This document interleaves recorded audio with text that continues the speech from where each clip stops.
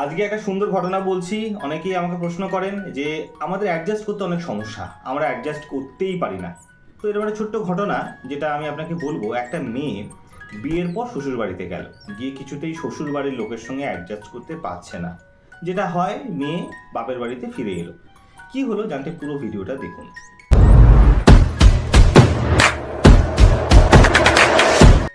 নমস্কার, রাজর্ষি coil stock চ্যানেলে আপনাদের সকলকে স্বাগতম।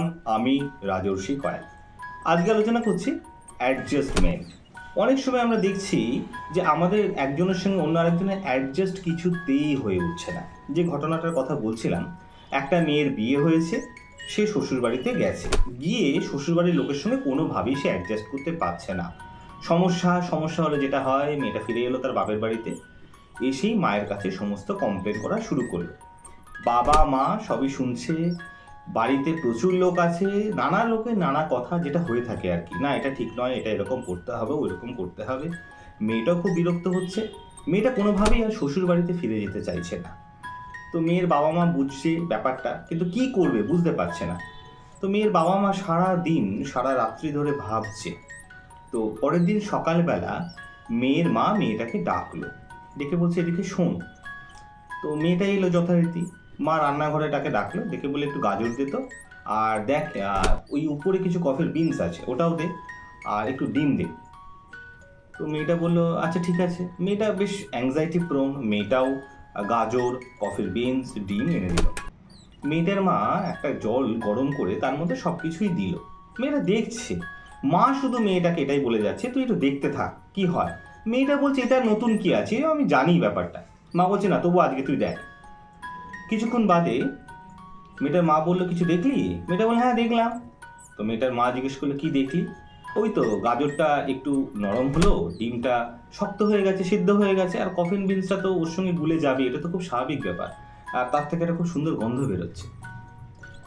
মেয়ের মা বলল যে আমি তোকে এই জন্যই বলেছি, দেখ এই যে গাজরটা বাইরে থেকে তোকে দেখে মনে হয়েছিল যে একটু শক্ত, তো তুই যদি সবসময় এরকম লড়ালড়ি করিস, দেখ গাজরটা কিন্তু নরম হয়ে গেল, পারবি না, বহুদিন করতে পারবি না। আবার তুই দেখ ডিমটা বেশ নরম ছিল, পড়লে ফেটে যেতে পারতো। এই ডিমটা যখন গরম জলে পড়লো প্রতিকূল পরিবেশে, ডিমটা কিন্তু ফুটতে ফুটতে ফুটতে ফুটতে সেদ্ধ হয়ে বেশ শক্ত হয়ে গেল। এখন নিচে পড়লে সেটা আর ফেটে যাবে না, বেশ শক্ত হয়ে গেছে।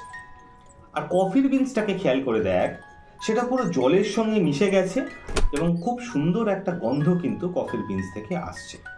আমি তোকে এটাই বলতে চাইলাম যে তুই যদি লড়ালড়ি করিস, তাহলে গাজরের মতো শক্ত থেকে তোকে হয় নরম হতে হবে, আরও বেশি অ্যাডজাস্ট করতে হবে। আর তুই যদি খুব নরম থাকিস, তাহলে তোকে এই ঝগড়াঝুটির ফলে তোকে বেশ শক্ত হয়ে যেতে হবে, তুই বেশ কষ্ট পাবি। আর তুই যদি সবার সঙ্গে মিশতে পারিস, যে কোনো পরিস্থিতিতে অ্যাডজাস্ট করতে পারিস, তাহলে দেখ এই পরিস্থিতির সঙ্গে এরকম ডাইলিউট হয়ে একটা খুব সুন্দর ফ্লেভার সেন্ট আসছে। তো এইটাই তোকে আমি বোঝাতে চাইছি যে সবসময় লড়ালড়ি করিস না, পরিস্থিতির সঙ্গে মানিয়ে নিয়ে পরিস্থিতির সঙ্গে অ্যাডজাস্ট করে থাকতে শেখ। কারণ লড়ালড়ি করে খুব বেশি কিছু পাওয়া যায় না, নিজেকেই অ্যাডজাস্ট করতে হয়, পরিস্থিতির সঙ্গে অনেক সময় মিলিয়ে নিতে হয়। চেষ্টা করলে কফির বিনের মতো হয়তো মিলে যেতে পারিস। জীবনের কিছু কিছু ক্ষেত্রে যদি আমরা এরকম অ্যাডজাস্ট করার চেষ্টা করি, তাহলে কিন্তু আমরা অনেক ক্ষেত্রে পরিস্থিতির সঙ্গে অ্যাডজাস্ট করে মানিয়ে নিয়ে খুব সুন্দর একটা সিচুয়েশান তৈরি করতে পারি। সেটা হয়তো অনেকের ক্ষেত্রে হয়ে উঠছে না, সেক্ষেত্রে অবশ্যই আপনারা অন্য কোনোভাবে সেটাকে ভাবতে পারেন, কিন্তু ম্যাক্সিমাম ক্ষেত্রে চেষ্টা করবেন যে একটু অ্যাডজাস্ট করে যাওয়ার, তাহলে হয়তো অনেক সমস্যা থেকে মুক্তি পেতে পারেন। আশা করি আপনাদের গল্পটা ভালো লাগলো। আপনারা সকলে ভালো থাকবেন এবং অন্যকে ভালো রাখবেন। নমস্কার।